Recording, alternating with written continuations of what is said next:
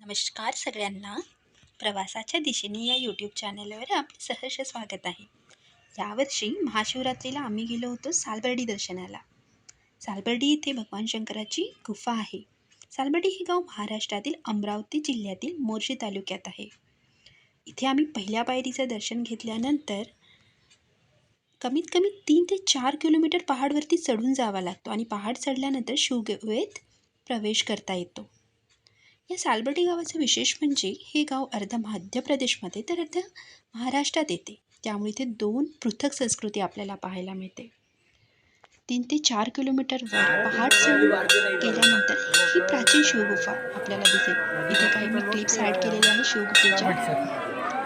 वरती पहाडावर चढल्यानंतर शिवगुफेमध्ये आपल्याला आत असं उतरावं लागतं आणि या शिवगुफेमध्ये महादेवाची पिंड आहे. असं म्हणतात की भगवान शंकराचा पाठलाग जेव्हा भस्मासूर नामक राक्षस करत होता तेव्हा या गुहेमध्ये भगवान शंकरांनी काही काळ विश्राम केला होता.